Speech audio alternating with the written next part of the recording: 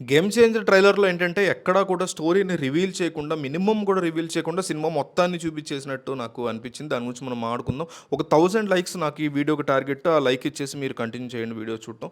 బేసిక్‌గా police officer క్యారెక్టర్‌లో ఉన్నప్పుడు అంటే ఐపీఎస్ క్యారెక్టర్‌లో మరి అది ఎట్లా చూపిస్తాడో, ఆ పోలీస్ అనే ఐఏఎస్‌కి, ఐపీఎస్‌కి అంత డిఫరెన్స్ ఉంది కాబట్టి దాన్ని ఎట్లా చూపిస్తారనేది ఒకసారి మనం అబ్జర్వ్ చేస్తే, బ్యాక్ సైడ్ గుట్కా అనేటువంటి ఒక ఇది కనిపిస్తుంది.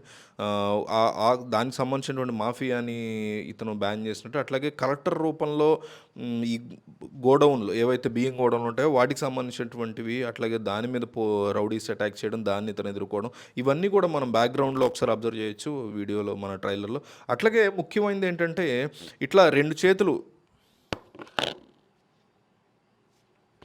ఈ కైండ్ ఆఫ్ పోస్టర్‌లో ఒక బొమ్మ మనకు కనబడుతుంది కదా! అభ్యుదయం పార్టీ అనేసి ఒక పార్టీ పెట్టడం జరిగింది. సీనియర్ రామ్ చరణ్ అంటే ఫాదర్ రామ్ చరణ్, శ్రీకాంత్ కలిసి ఆ పార్టీ పెట్టినట్టు మనకు క్లియర్‌గా కనిపిస్తుంది. ఆ పార్టీ యొక్క గుర్తు ఇట్లా కొన్ని పార్టీల గుర్తులుంటాయి కదా! అట్లా ఈ 2 చేతులు క్లోజ్డ్ యొక్క గుర్తు. అయితే శ్రీకాంత్ ఇక్కడ మరి ఆ టైంలో ఎస్‌జే సూర్యతో చేతులు కలిపో, మరి ఎస్‌జే సూర్య ఇతనికి ఏమన్నా శ్రీకాంత్‌కి కొడుకు అవుతాడా? అసలు ఏంటి వెనకాల అతను అలవైకుంఠపురంలో ఆయన కూడా ఉన్నాడు. సో, వీళ్ళందరూ కలిసి ఏదన్నా ఇతనికి వెన్నుపోటు పొడిచి, ఇతన్ని శ్రీకాంత్ ద్వారా వెన్నుపోటు పొడిచి ఫాదర్ రామ్ చరణ్‌ని చంపేస్తారా? ఏం జరుగుతుందనేది, అంటే మధ్యలో అంజలిని కూడా కొంతమంది ఇట్లా చేజ్ చేసేటువంటి సన్నివేశాలున్నాయి. ఇవన్నీ ఫ్లాష్ బ్యాక్ ఎపిసోడ్స్ అనేది మనకు ఆబ్వియస్లీ అర్థమవుతుంది. కానీ ఫ్లాష్ బ్యాక్ ఎపిసోడ్స్ కోసం భారీ జనాలు రావటం కానీ, ఒక పార్టీ పెట్టడం కానీ, వీళ్ళు అభ్యుదయం పార్టీ, దానివల్ల ఏం జరిగిందనేది కానీ ఇవన్నీ చూడొచ్చు.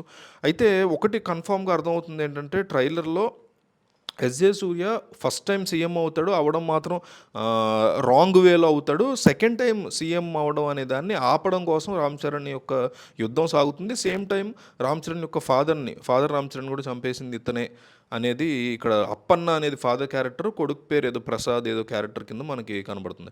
సో బేసిక్గా ఈ ఓవరాల్గా మనం ఒకసారి అబ్జర్వ్ చేస్తే నాకు అనిపించింది ఈ డైలాగ్ మీద బేస్ అయి ఉంది సినిమా అంతా అనిపిస్తుంది. ఏదైతే 100 ముద్దలు ఒక ఏనుగు కడుపు నిండా తింటే 100 ముద్దలు మనకు పెద్దగా కనిపిస్తుంది, కానీ అందులో ఒక ముద్ద వదిలేస్తే ఒక ముద్దే కదా అనుకుంటాం, కానీ ఆ ఒక్క ముద్ద 1,00,000 చీమలకు ఆహారం.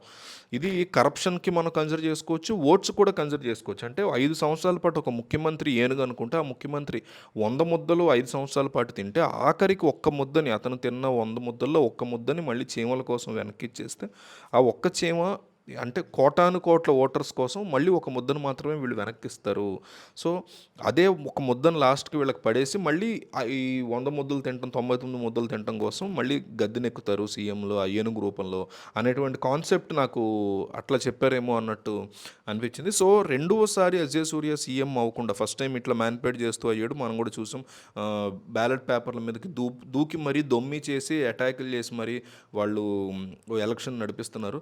సో అయినా సీఎం అయ్యాడు. సో దాన్ని ఆపడం కోసం ఒక ఐఏఎస్ ఆఫీసర్ ఎంత దూరం వరకు వెళ్ళాడు అనేది ఒక బిగ్గెస్ట్ డిస్కషన్గా కనిపిస్తుంది. అట్లాగే ఈ కాలేజ్ క్యారెక్టర్ ఏంటి, మరి అదెందుకు వచ్చింది, ఐఏఎస్ అయిన వాడు ఐపీఎస్గా ఎందుకు కనిపించాడు అనేది కూడా చూస్తే, అంజలి ఉన్నటువంటి సీన్స్లో కొన్ని చోట్ల మీకు ఇద్దరిద్దరు పిల్లలు కనబడుతున్నారు. సో ఈ డబల్ యాక్షన్ ఏమన్నా ఉందా, ఫాదర్ని పక్కన పెడితే కూడా డబల్ యాక్షన్ అంటే ట్రిపుల్ యాక్షన్ ఏమైనా ఉందా మూవీలో, ఇద్దరు అన్నదమ్ములు ఉన్నారా, ఒక అతను కాలేజ్ వైపు నుంచి ఐపీఎస్ అవుతాడు, అట్లా ఏంటి కన్ఫ్యూజన్ ఫ్యాక్టర్గా ఉంది, మీకు ఏమన్నా అర్థమై ఉంటుంది ఆ పాయింట్ వరకు మీరు కామెంట్ చేయండి.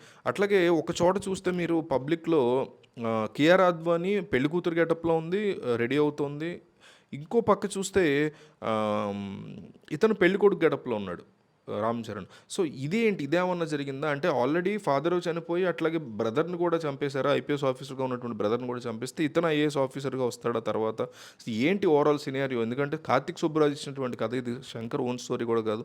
సో శంకర్ కంబ్యాక్ ఏ రకంగా ఇవ్వగలుగుతాడు, ఒక సాంగ్స్ అండ్ వెన్నెల కిషోర్ సీన్లోని. సో ఆ 3 తీసేస్తే అక్కడ కూడా చాలా వర్స్ట్గా ఉన్నాయి. అవి తీసేస్తే మాత్రం ట్రైలర్ కట్ చాలా బాగుంది. భారతీయ ట్రైలర్ కట్ కూడా బాగుంటుంది యాక్చువల్లీ, భారతీయుడు 2ది. బట్ సినిమా చాలా పెద్ద డిజాస్టర్ అయింది. ఇది అట్లా కాకుండా కార్తిక్ సుబ్బరాజ్ స్టోరీని శంకర్ చాలా బాగా తీసాడని అనుకుందాం. మీకేమనిపించిన ట్రైలర్ చూసిన తర్వాత, మీకు ఇంకేమైనా డీటెయిల్స్ అనిపించాయా కామెంట్ చేయండి.